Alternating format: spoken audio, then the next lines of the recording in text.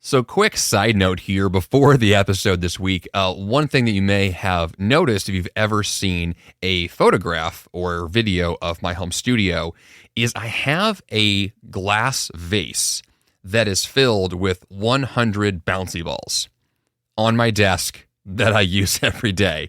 And by use, I mean while I'm recording this podcast, I have a bouncy ball in my hand. I don't know why. I think maybe it's a good luck thing or just a fiddly thing, like a fidget spinner, like that kind of an activity. And I don't know, I like it. And so I have 100 bouncy balls here on my desk, and I have another 250 bouncy balls in my garage. I may have a problem. A good problem, but a problem nonetheless. Okay, side note complete. This is the 5 a.m. Miracle, episode number 469. Guaranteeing time for fitness. What it takes to work out consistently. Good morning, and welcome to the 5 a.m. Miracle. I am Jeff Sanders, and this is the podcast dedicated to dominating your day before breakfast.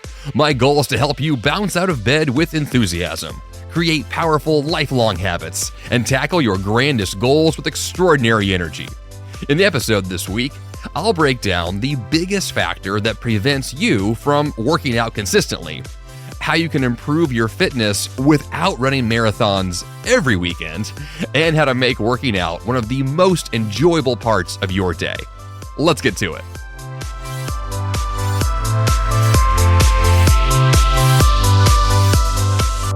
The key to any great habit is turning your brain off.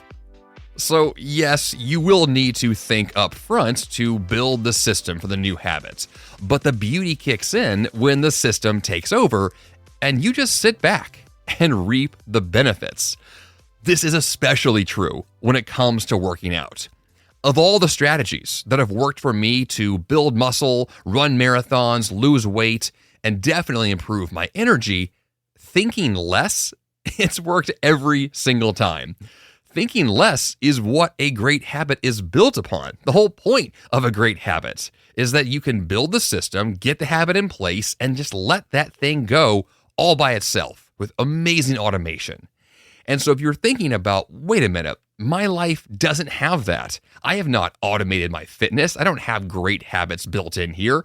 I need some of these things. I want to guarantee time for my fitness. And yes, I want to work out consistently without having to overcome all of those excuses and challenges and hurdles every single week to figure out, can this week work? Can I work out consistently this week?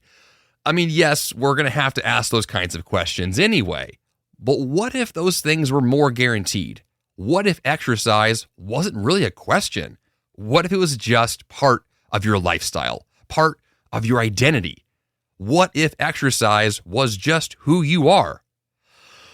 Well, that's kind of a best case scenario, right? That's an ideal. An ideal for you in the future is to become not just the kind of person who works out, but to become the person who works out, that it is one and the same with who you are and what you do. That doesn't mean it has to replace your career or anything like that, but it does mean that fitness can play a central role in your lifestyle, and if it does, from my perspective, that health-first approach to productivity will then kick in, and exercise itself can be part of your solution to be your best self. So this week, let's break down how to guarantee time for fitness, how to actually work out consistently, and to overcome those hurdles, those obstacles, and yes, those excuses that stop you from doing your best work every week. Now, this week I've put together a list of 10 strategies you can use to guarantee your own time for fitness and to actually work out consistently. So let's begin with number 1. Choose your outcome. The goal here is to choose a specific end result that you want from your new routine that, and this is key, that strongly emotionally appeals to you. You know, of all the things that I have done over the years to work out consistently, to get great results, to, run marathons and lose weight and build muscle, all those great benefits that you're probably seeking, well, all of those things came about because I cared about it. I was into it. I wanted not just the end result, but I wanted the journey to get there. I was emotionally tied to the activity of exercise. You may not like to work out. In fact, you may be listening to this episode right now because you're asking the question, how do I guarantee time for fitness if I don't like it? If I don't enjoy it? If it's hard? If it's difficult? If it's just purely not fun? Well, if that's the challenge for you, then choosing your outcome is extremely important because we're looking for an end result that not only appeals to you, but a journey that appeals to you as well. This is the whole thing. You could listen to just number 1 and skip the rest. This is the core of the entire thing. So let's get more specific.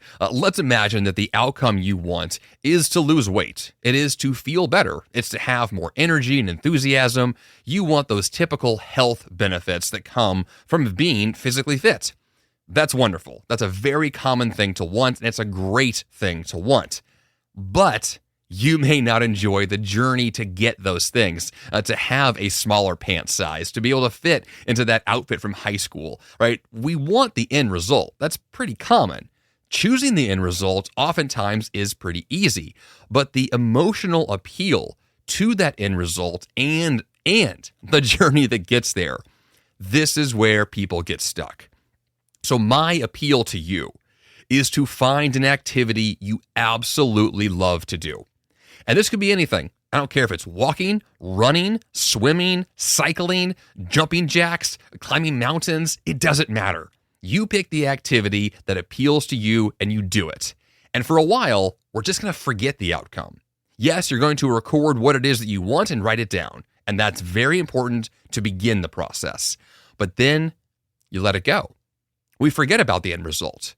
Because the end result will happen or it will not, but it's all dependent upon how your lifestyle continues as this process moves forward. And that will continue, it will, if you love it, if it's part of who you are. So yes, number 1 is choose your specific end result and make sure it strongly emotionally appeals to you. And then with that exact specific end result nailed down in writing, also write down the journey that you want to go through to get there. All right, second strategy. We want to ensure that exercise will be a priority in your head and on your calendar. And for this to be true, the goal here to begin this whole process is to make space for the working out, which means we need to cut and remove and delete and eliminate anything we possibly can from our calendar so that exercise doesn't feel like it's taking up time that you need for other activities. This is a real big one for me personally. Here's a good example of this. Let's imagine you choose a new workout routine and you're going to exercise every morning at 8 a.m. But there's a problem. Normally at 8 a.m., you're working, you're doing your job, or you're commuting to work. If you choose to work out at 8 a.m., you are potentially taking up time from your job or other responsibilities or activities that you have previously prioritized. Exercise should not replace part of your life. It should be part of your life, which means those things you used to do in that time won't be happening. And in order for you to feel like exercise is not taking up part of your life or overlapping with other things that matter to you, those other things have to be removed first. This is a difficult one because responsibilities and obligations to your employer or to your family or to yourself oftentimes can eat up quite a bit of the calendar. So the challenge here is to get creative, to figure out how you can work into your calendar what it takes to not only guarantee the exercise, but to guarantee the time that you've set aside for the workout was time that was previously not utilized well. Case in point, let's imagine you choose to work out over the weekend. And normally over the weekend, you don't do a whole lot. It's kind of some chill time. It's not really that important. Well, if you work out for an hour on Saturday and an hour on Sunday, you didn't lose anything. You just gained 2 hours exercise. Right, that's amazing. Well, now let's imagine that normally in the evenings during the work week, you don't really do a whole lot. You watch TV or you have a glass of wine or whatever it is that you do to wind the day down. Well, now let's imagine instead of that, you're going to do some yoga or go for a walk. You're going to use that time with a more intelligently chosen activity that's aligned to your goals. Now, all of a sudden, time that you already have is being used for the workout. You're not losing anything. You are gaining time for exercise. This is so clutch. So for you to ensure that exercise will be a priority, it has to be so in your head, on your calendar, and does not overlap with other priorities you already have. Once that's in place, then the workout has more guaranteed time that feels like that's the time for it. It has a place in your life and it belongs there. And that's the best case scenario here. Third strategy. Now make a list of common distractions and excuses to overcome one by one. So in your life, you definitely have right now very common distractions, things that interrupt you, things that get in your way, and of course, your own excuses that stop you from working out like you want to. So the goal here is just to acknowledge reality. Make a list, physically write this stuff down of each and every one of the things that you have used as an excuse or a distraction to choose not to exercise. This list will be subjective and it will change over time, but it could include things like your daily work schedule, or simply feeling tired, or literally being injured, which sometimes is a distraction, sometimes it's an excuse. It kind of depends on the scenario, but write this down.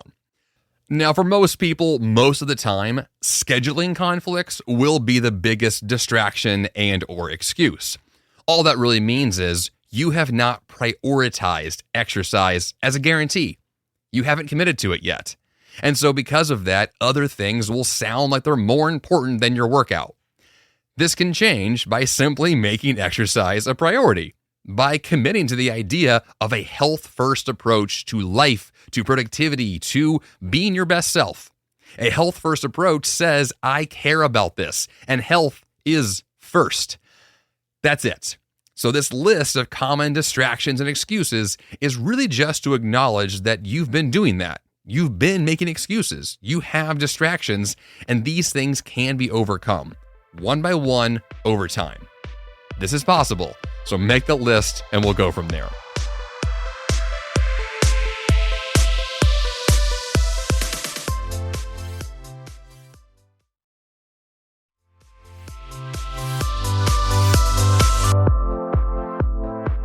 Strategy number 4, make working out a complementary habit on the back of an anchor habit.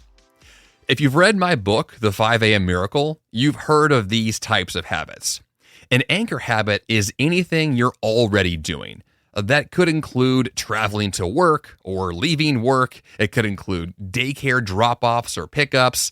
Any activity that's part of your day that's basically guaranteed. You're gonna do it. It's a non-negotiable part of your lifestyle. Now, a complementary habit is any habit you then add to that anchor habit. So that could include leaving work, but instead of going home, you drive to the gym. Or after you grab your kids from daycare, you then go to the park for a run. Whatever the case is, you're taking some part of your day that already is guaranteed, and you're adding an exercise routine to that anchor. You're making sure that exercise can just be tacked on to an activity that already exists. What this is doing is removing the excuse. It's making this process a little easier by simply saying, I'm already out doing things. Let's just do one more thing, and that one more thing is really awesome, and it's really enjoyable, and it's going to make you healthier and feel more energetic and make you a better version of you, yada, yada, yada. We know this is great, but this is what makes the whole process awesome. Is you're adding on something that's very simple to something you're already doing. This makes it easy. This makes the batching nature of this entire scheduling challenge so much easier. So make it easy. Don't look for the hard solution, right? Don't look to make this difficult. Look to make it easy. At every turn, figure out, how do I take this potentially complicated issue and just make it simple? That's the whole process. And now for the 5th strategy to guarantee time for fitness, choose your location. Of all the things that make the biggest difference, or of all the factors that influence what you do anywhere for any reason at all, your environment or your location is the biggest factor. Here's an example. If you go to the gym and you're wearing your gym clothes, there's a pretty good chance you're going to lift weights and work out. If you go to the park and you're wearing clothes for hiking or running or whatever it is you want to do in the park, you're going to work out in the park. If you go to a yoga studio and you're wearing your yoga pants, you're going to stretch and do yoga and it's going to be great. The point of this process is to put yourself physically in the space that guarantees the outcome. When you go somewhere that's designed for a certain activity, you will do that activity. It's all but guaranteed. If you go to a coffee shop, you're probably going to drink coffee. If you go to a library, you're probably going to read and study. That's what happens in those locations. So if your goal is to exercise and do a specific type of working out, then go to the location where that is already taking place, where the people who are there are already doing the same thing you want to do. You're going to join the crowd, because if you do that, you're going to work out. It's all but guaranteed. So your location matters. If you've been struggling with this and you've been trying to work out in your garage or your basement and it's just hard to work out at home, or you've tried to do so literally in your office, which people do, it doesn't have to be that difficult, right? Once again, the goal here is to make this easy. So put yourself in the environment that makes it easy for you. Strategy number 6. Now we're going to choose the dates and times on the calendar with guaranteed start times and guaranteed end times. So now that we know where we're going to work out, we have to know when. And the when matters, once again, quite a bit based upon your schedule. But the key here is guaranteed start times and guaranteed end times. The way that I view exercise is that it's a finite amount of time. If I'm going to the gym, I am there for 1 hour or less, that's it. If I go to the park for a run, it's 1 hour, usually 1.5 hours at most, and then I leave.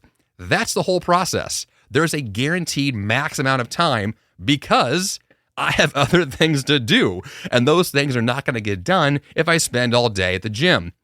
It's probably not practically possible to spend that much time there anyway, but what also takes place here is you focus and work out more effectively because the clock is ticking. If you know, I have 45 minutes, well, then your goal is to maximize that time. Get in, do an awesome job, and then leave.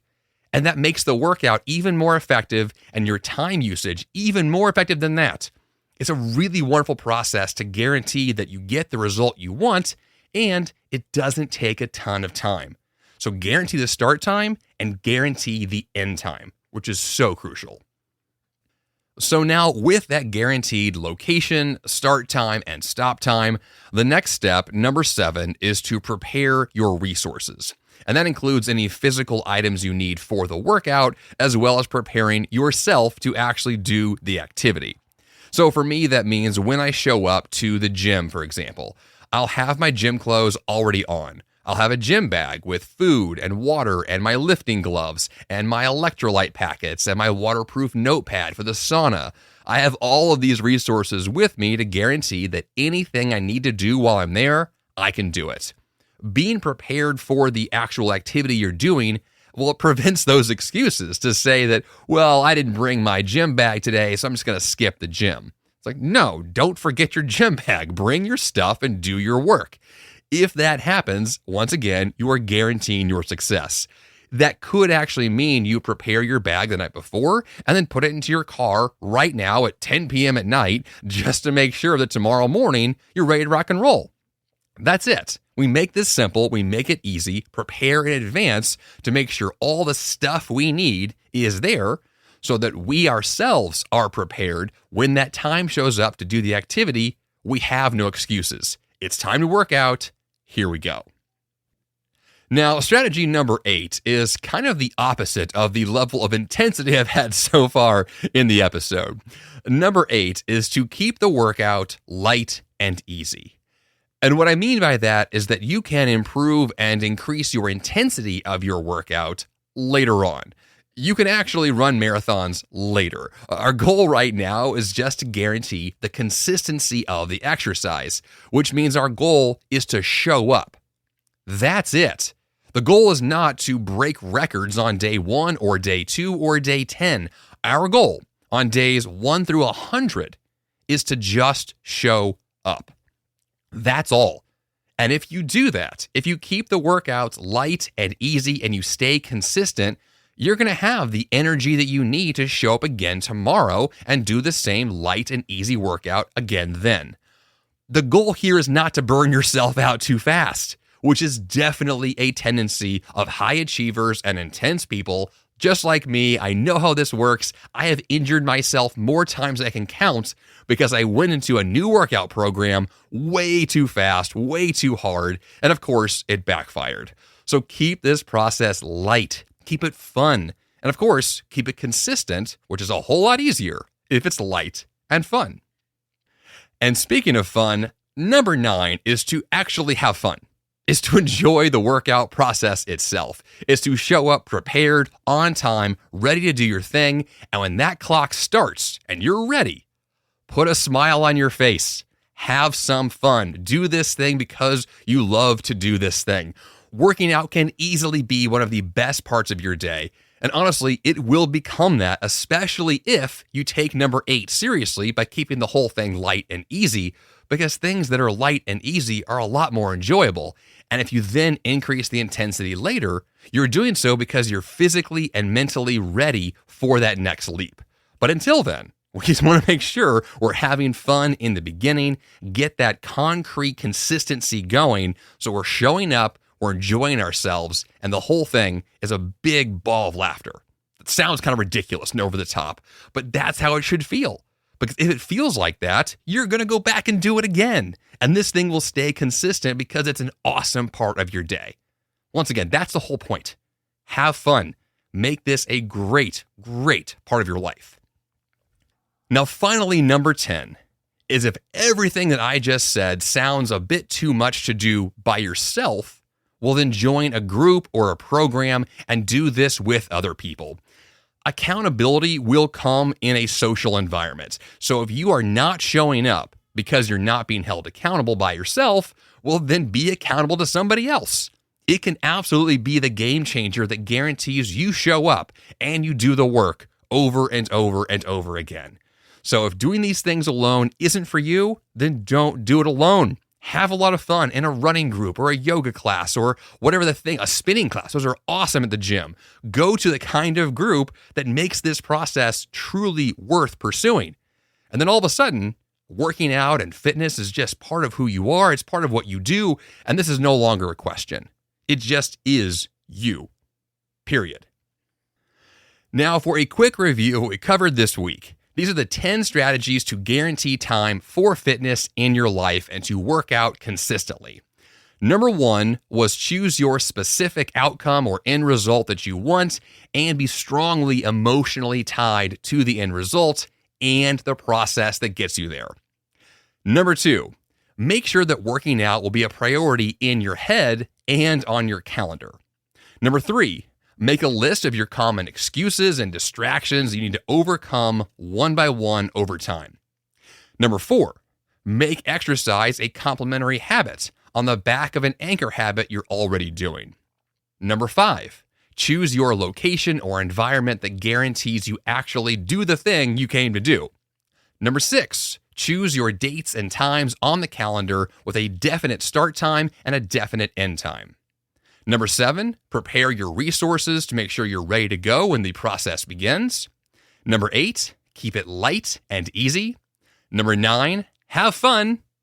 And number 10, if you can't do it alone, join a group, make it a party.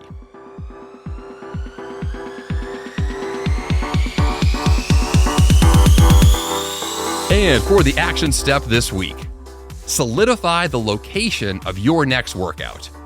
Of all the things we discussed this week, environment is everything.